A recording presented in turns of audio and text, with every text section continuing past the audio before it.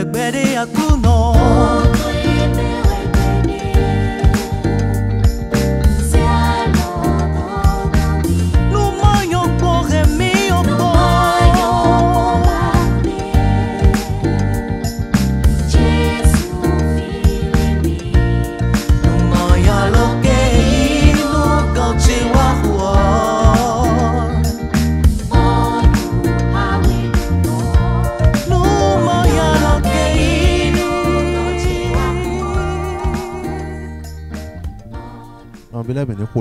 Frères et sœurs, prions. Jésus-Christ, Sauveur, roi des âmes, roi créateur du ciel et de la terre, nous te bénissons. Tu nous as réveillés aujourd'hui. Tu nous as donné ce jour. Et nous allons te louer. Règne sur nous. Amen. Viens te dire Amen. dans nos cœurs. Prie sur Amen. nous. Au nom de Jésus-Christ, Amen. nous avons prié. Simplement, nous allons parler sur le thème qu'on appelle la nouvelle naissance. Tu dois naître de nouveau. C'est tiré de l'évangile selon Jean au chapitre 3. Verset 5. Nous allons lire le 5e verset. Jésus répondit, en vérité, je te le dis,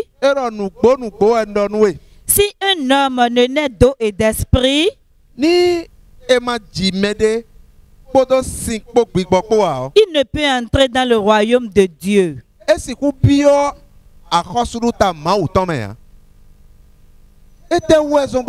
Pourquoi est-ce que on a déjà conçu l'homme? L'homme est déjà né. Et on demande maintenant à ce qu'il renaisse encore de nouveau.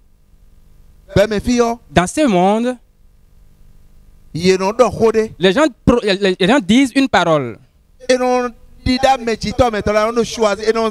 ne choisit pas soi-même ses propres géniteurs. On ne choisit pas ses géniteurs sur cette terre. Parce que nous allons voir que dans ce monde, il y a des pays qui ont de l'argent.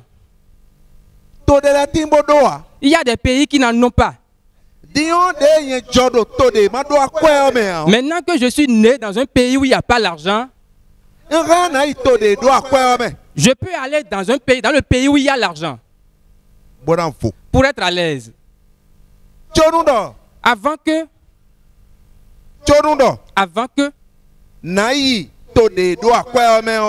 je n'aille dans le pays où il y a l'argent,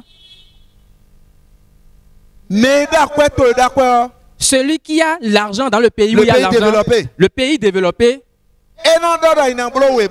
il va me dire que je vais faire un papier avant d'entrer dans son pays. C'est comme cela que ce monde est. Vous voyez ce pays dans lequel je veux aller, et on va me faire un visa. Il y a des gens qui appartiennent à ce pays et ils entrent simplement.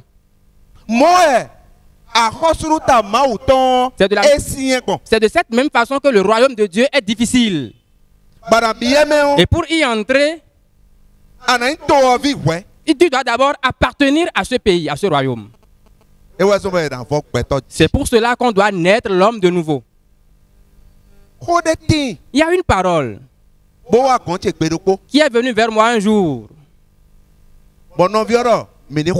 Et le frère disait, prions.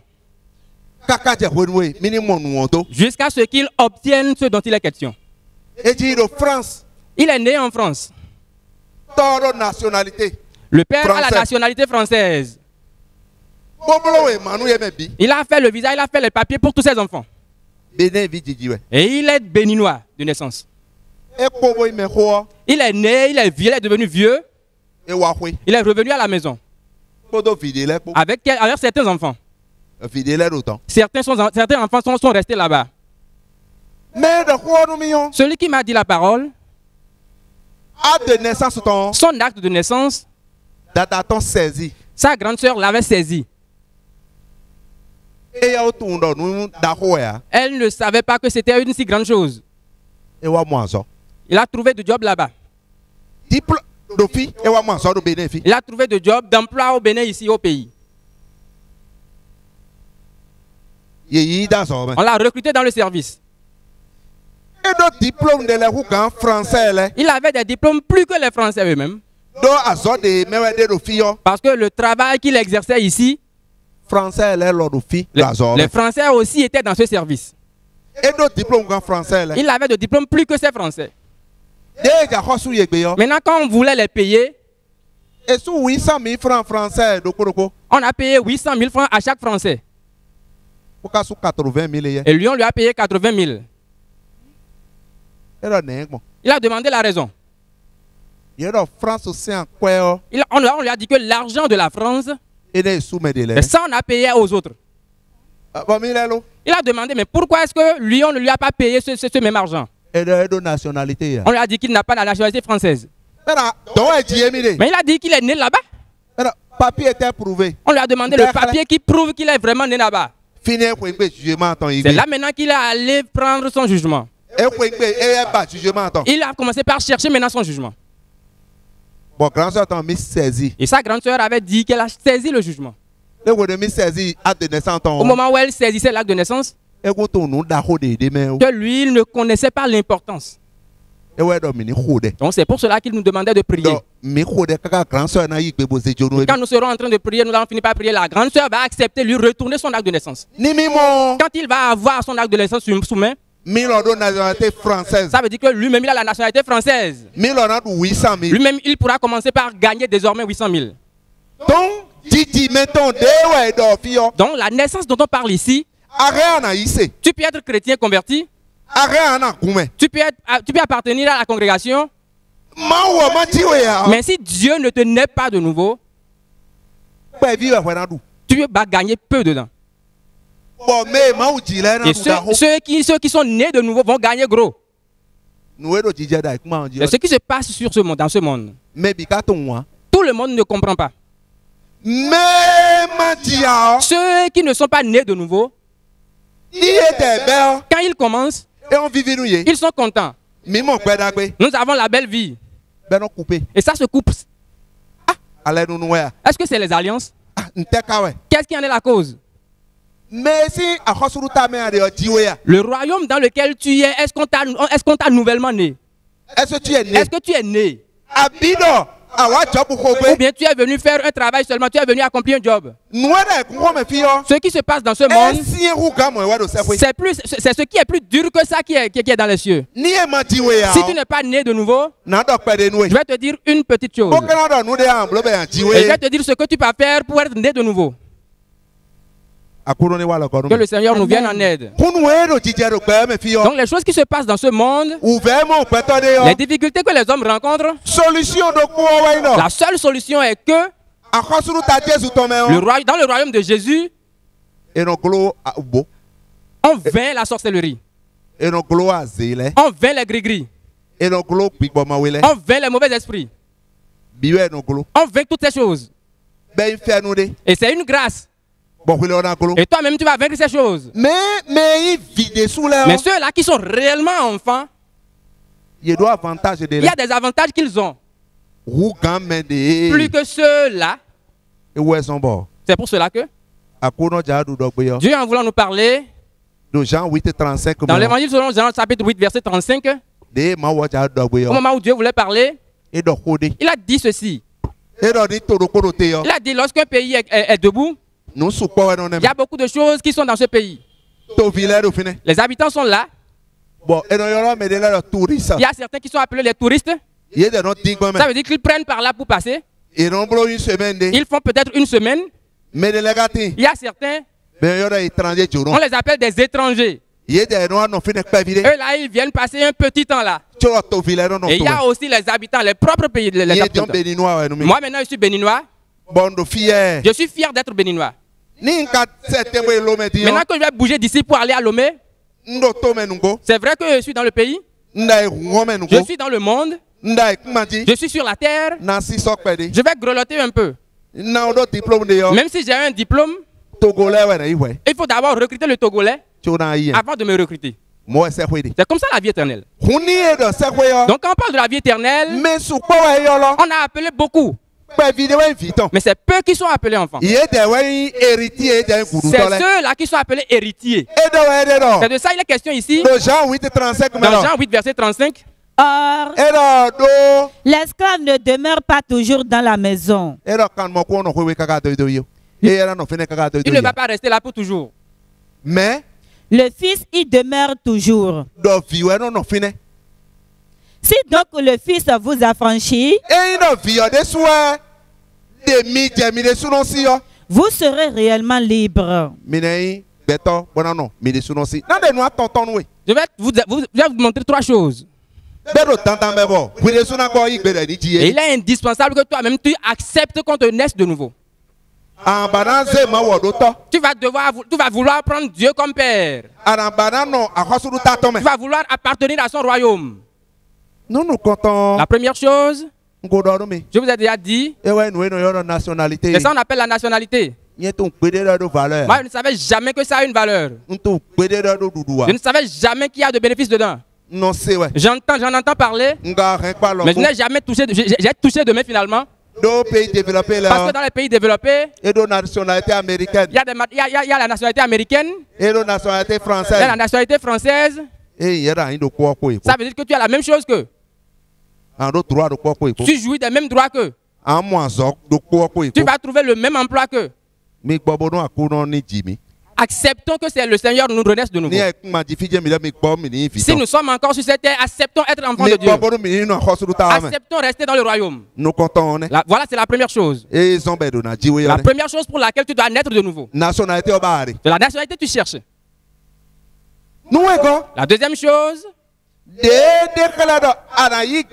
qui montre que tu vas accepter, c'est que lorsque tu t'examines, tu dois voir que si tu n'es pas encore né de nouveau,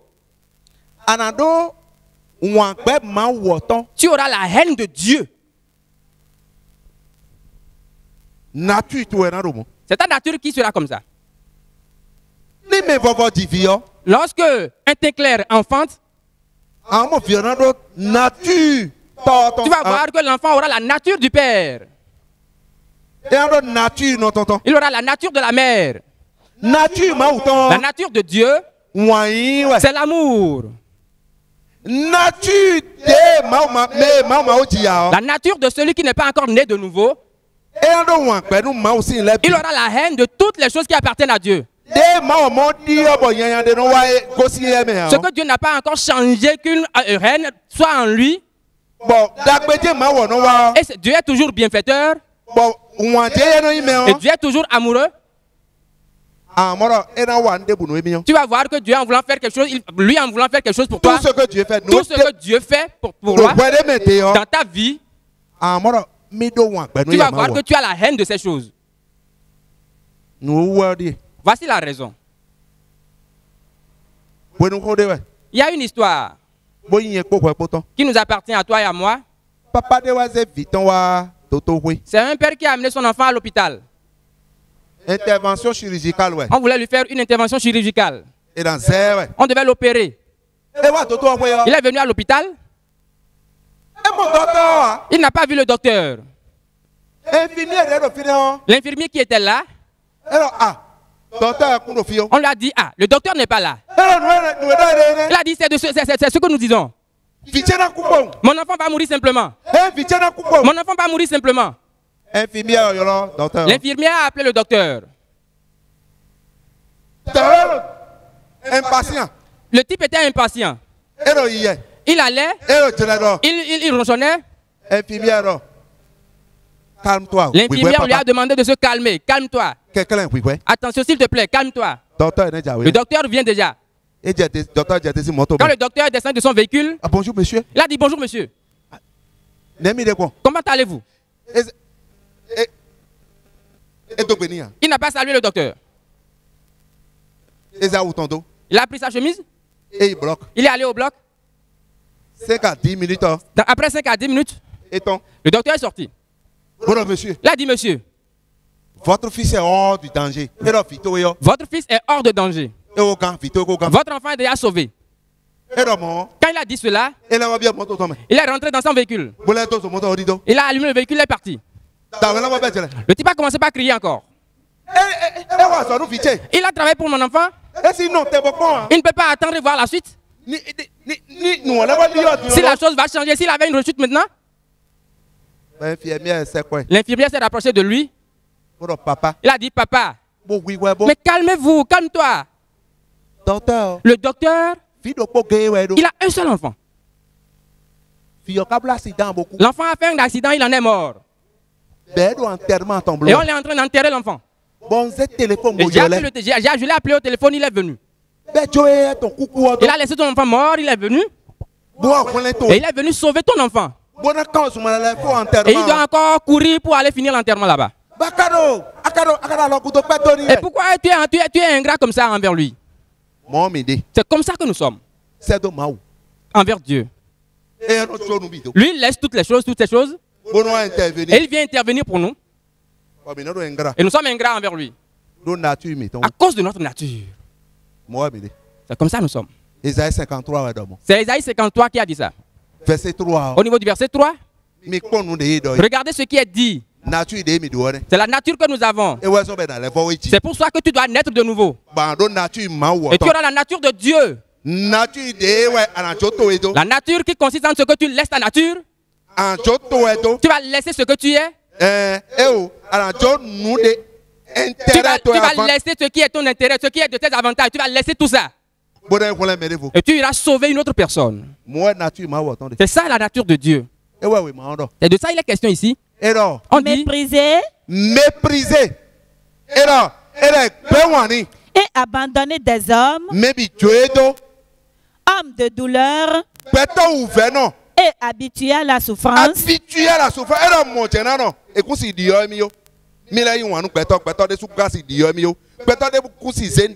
il aime les hommes, mais personne ne peut lui faire quelque chose. Les hommes ne peuvent pas mépriser l'homme jusqu'à ce que Dieu ne l'aime, n'aime pas la personne, il a refusé. Il ne peut se renier lui-même. Semblable à celui dont on détourne le visage. On détourne le visage. On détourne le visage. On détourne le visage de celui qui fait le bien. Il dit oui, je sais que tu vas me renier, mais je vais te sauver. Nous l'avons dédaillé. Nous n'avons fait de lui aucun cas. Personne ne s'occupe de Jésus. On ne s'intéresse pas à Dieu dans ce monde. Cependant, ce sont nos souffrances qu'il a portées. C'est nous qui ne nous intéressons pas à lui. Ce sont nos souffrances qu'il a portées. Nous qu'il est venu sauver. Celui qui veut naître de nouveau maintenant, la personne ne veut pas. C'est ta nature. C'est la nature, c'est la vie que tu mènes. Et si quelqu'un t'aime, la personne dit ce sera bon pour toi. Dieu a dit c'est bon, il t'a aimé, il dit ce sera bon pour toi. Il dit ta nature là, que tu le repousses, il va te suivre jusqu'à te changer. Et tu dis tu refuses, je refuse. Il dit mais tu seras sauvé. Maintenant, pourquoi est-ce que tu es en train de tirer? Lorsque tu regardes dans ce monde, c'est lui seul que tu vas voir. C'est lui seul qui te suit. La maladie dont tu es en train de souffrir, c'est lui qui va te guérir. Tes faiblesses, c'est lui qui va les surmonter. Maintenant, tu te demandes s'il existe. Il existe. La nature que tu as, c'est ça qui le repousse. Donc, quand on a cette nature, on ne peut pas entrer dans son royaume. La nature n'a pas la reconnaissance, la grâce. On dit tu dois naître de nouveau. Et tu auras sa nature.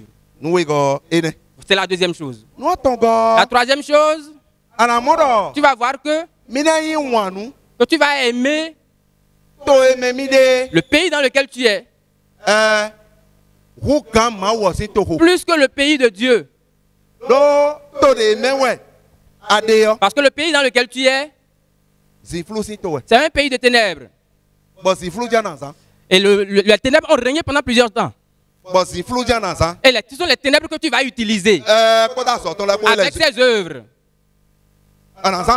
Tu ne vas pas utiliser la lumière. Tu dois d'abord naître de nouveau. Tu vas entrer dans le royaume de lumière avant d'utiliser la lumière. Tu peux être n'importe quel chrétien. Tu peux être quoi que ce soit. Les gens ont dit une histoire. Et je vais vous raconter cette histoire. Petit chien et le gros chien. Cette histoire est nommée le petit chien et le gros chien. C'est quelle histoire? Il y a certains qui hébergent chez eux les chiens des blancs. Les chiens allemands. Les chiens allemands, les bergers allemands. Merci, il y a certains qui achètent ces bergers allemands qu'ils hébergent. Et qu'ils prennent ça pour leurs gardiens. Il y avait deux blancs. Ils étaient côte à côte. Quelqu'un a un gros berger allemand. Et le second a un petit chien. Le gros chien, quand il voit le petit chien de son voisin, il crie sur lui, il accourt vers lui. Il veut le frapper. Et le petit chien court, il entre dans la maison. Il était un jour, les deux propriétaires le savaient déjà. Il fut un jour, et le gros chien, il a gardé la mort, il a gardé le petit chien déjà mort. Il a gardé ça dans sa bouche. Il a amené ça à la maison. En Europe, lorsque tu tues ces chiens, tu seras condamné. Tu seras jugé. Parce que ça coûte cher. Et le gros chien de l'autre, c'est lui maintenant qui a attrapé le petit chien déjà mort dans sa bouche. Le propriétaire du gros chien, il a mis les mains à la tête. Il a pris le petit chien, il l'a lavé, il a essuyé avec sa serviette. Il a regardé à gauche et à droite. Le voisin n'était pas à la maison. Il a fait tout doucement. Il a déposé le petit chien sur son portail. L'autre est revenu. Il a appuyé directement sur sa sonnerie. Il a demandé au propriétaire du gros chien. Il dit au moment où j'étais absent, au moment où j'étais pas à la maison, est-ce que vous n'avez pas vu quelque chose? Quelqu'un n'était pas venu dans ma maison? Il a dit non. Est-ce que je suis gardien de ta maison? Il dit non, que c'est quelque chose qui l'a étonné. Son chien, avant qu'il n'aille en voyage, il est déjà mort. Avant qu'il ne retourne, le chien est déjà mort. Avant qu'il n'aille en voyage, son petit chien est déjà mort. Et qu'il est déjà enterré, qu'il est parti enterrer dans le jardin. Et quand il est rentré maintenant, il a constaté que le petit chien est déjà mort, qu'il a déjà enterré. Qu'il a encore vu sur son portail. Et c'est ça qui l'a étonné. Et c'est ça qu'il est venu demander. Le propriétaire du gros chien, il ne pouvait plus parler. C'est comme ça que nous sommes.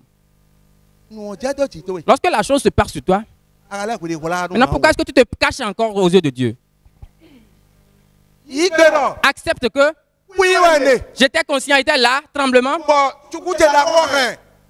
J'étais là simplement et mon gros chien a amené le petit chien. J'ai pris peur, je l'ai lavé, je l'ai déposé là. Pourquoi est-ce que ce que le diable t'a confié, tu veux le garder? Pourquoi est-ce que tu es en train de réparer ces choses?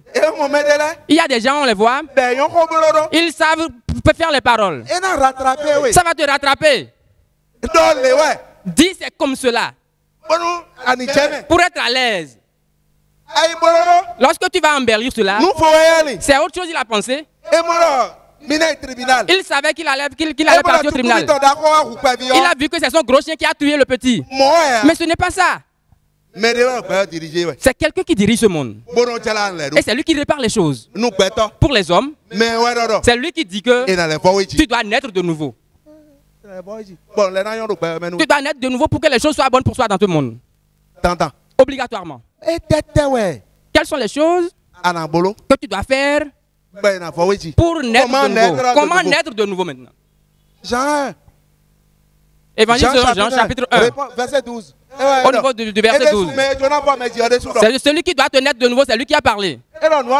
Il dit voici ce que tu dois faire. Mais à tous ceux qui l'ont reçu, nous menons des îles bio. À ceux qui croient en Jésus dit que tu dois d'abord le prendre, tu dois d'abord le recevoir. Tu dois d'abord le recevoir pour qu'il guérisse ta maladie. Tu dois l'accepter qu'il peut te sauver du péché. Maintenant tu dis que ce péché-là, il ne peut pas te sauver de ça. Quelqu'un a prié ainsi. Il dit Seigneur, tu peux refuser toutes choses. Mais ne me refuse pas l'adultère. Il y a une autre personne qui a prié ainsi. Tu peux me prendre toutes les choses. Mais ne me refuse pas, ne m'interdis pas le braquage, le vol. Mais la personne a dit qu'il va te naître de nouveau. Et il y a une autre vie qui est plus belle que ça, qu'il va te donner. Mais tu es en train de refuser. Laisse-toi à cette personne. Il faut d'abord le recevoir. C'est la première, c'est la seule condition. Reçois-le et sache qu'il peut le faire pour toi. Il va le faire et tu vas naître de nouveau. Mais tu ne veux pas le recevoir. Mais tu viens dans son temple. Tu parles avec lui. Tu fais les œuvres pour lui, tu le sers. Mais accepte. S'il te plaît. Il sera avec toi. C'est pour cela qu'au niveau du Jean 3, verset 19, quand nous allons finir de lire ça, nous allons prier. C'est ça qui est. Et ce jugement, c'est que la lumière étant venue dans le monde, les hommes ont préféré les ténèbres à la lumière. Mais les hommes ont préféré. Nature doit préférer. Tu as préféré ta nature. Pécheresse, nature pécheresse a préféré. Tu as préféré ta nature pécheresse à la lumière. Parce que leurs œuvres étaient mauvaises. Car quiconque fait le mal rêve la lumière. C'est bon. Accepte, aime la lumière. Pour pouvoir entrer dans le bon royaume. Par la grâce de Dieu, nous allons prier. Et tu vas prier avec moi. Roi des âmes. Si tu oublies quelqu'un sur cette terre, même si on attache ses mains à l'argent, il va mourir, il va se délier. Tu as oublié Mardoché. Et le roi riche, il s'assied devant son portail. Le jour où tu t'es souvenu de Mardoché, le roi ne pouvait plus dormir. Et le coup d'état que Mardoché a déjoué, le roi, il s'en est souvenu. Il dit, mais celui qui m'a sauvé la vie, qu'est-ce que je lui ai fait? On lui a dit, tu ne lui as rien fait. Il dit, je vais lui faire quelque chose. Souviens-toi de moi. Seigneur, pardon, souviens-toi de moi. Le voleur de la droite, c'est ce qu'il a dit. Si tu te souviens de quelqu'un, tous les hommes commencent par se souvenir de la personne. Et la gloire de la personne se manifeste. Si tu oublies quelqu'un, tout le monde, toute la terre l'oublie. Souviens-toi de moi, Seigneur. Souviens-toi de mon âme. Souviens-toi de mon esprit. Souviens-toi de mon travail. Souviens-toi de ma maison. Souviens-toi de mes enfants. La raison pour laquelle tu vas te souvenir de moi, le jour où tu es allé sur la croix pour moi, la couronne dont tu as parlé, la couronne dont tu as parlé, et tu m'as demandé de sortir du jardin pour que la terre me donne des ronces et des épines. Tu as pris ces épines-là que tu as portées sur ta tête. Ce que tu avais dit, tu as encore effacé ça. Et c'est resté sur ta tête. Et le sang a coulé. C'est passé sur ton visage. Et tu as pris ses yeux. S'il te plaît, regarde ma vie. La couronne de ces épines, qu'elle me regarde. Au nom de Jésus-Christ. Amen.